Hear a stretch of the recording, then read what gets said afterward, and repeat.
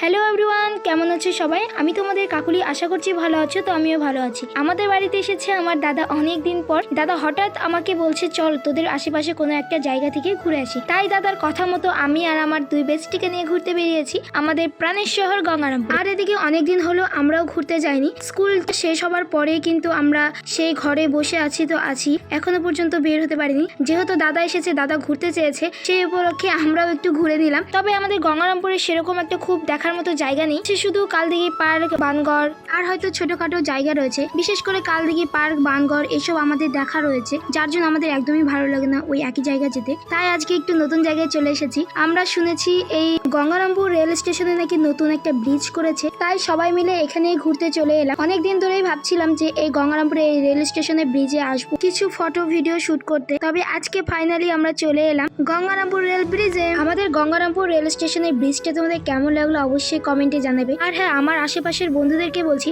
তোমরা কে কে এই রেল স্টেশনের ব্রিজটাতে এসেছো অবশ্যই কমেন্টে জানাবে। হ্যাঁ, আমার এই বন্ধুদের মধ্যে অনেকেই আবার বলবে যে সামান্য একটা ব্রিজ দেখার জন্য এত এক্সাইটেড হওয়ার কিছু নেই, এমন ভাব করছে যেন এইরকম ব্রিজ আর কোথাও দেখেনি। হ্যাঁ, আমি দেখেছি এরকম ব্রিজ, আমি প্রোগ্রামে গেলেই প্রায়ই দেখতে পাই। যদি দূরে কোথাও প্রোগ্রামে যেতে হয়, ট্রেনে করে যেতে হয়, এরকম পার হতে হয় রাস্তা, আমি দেখেছি। কিন্তু সবাইকে নিয়ে এরকম ভাবে আসা, ভিডিও করা, আনন্দ করা সত্যিই একটা আলাদা রকম।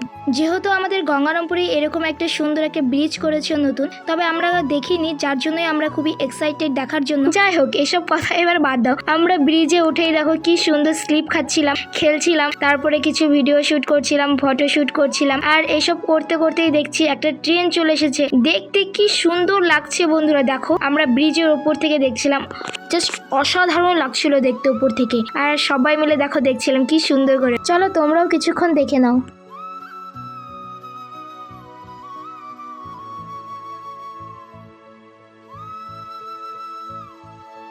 এবার তোমরাই বলো ট্রেন যাওয়ার ভিউটা তোমাদের কাছে কেমন লেগেছে। আমার কাছে তো খুব সুন্দর লেগেছে, তোমাদের কাছে কেমন লেগেছে অবশ্যই কমেন্টে জানাও।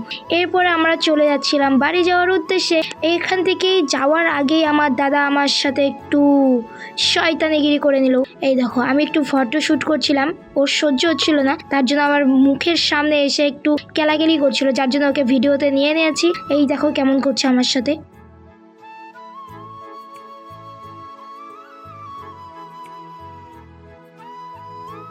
আর এদিকে আমার এই দুই বান্ধবীর কাণ্ডটা শুধু দেখো, এদের এখনো ফটো তোলা এখনো হয়নি, সন্ধ্যা হয়ে গেছে।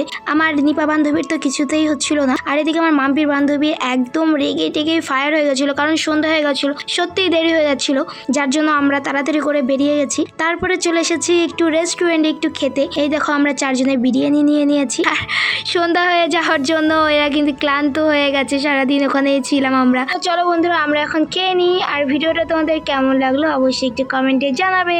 তো টাটা গাইজ।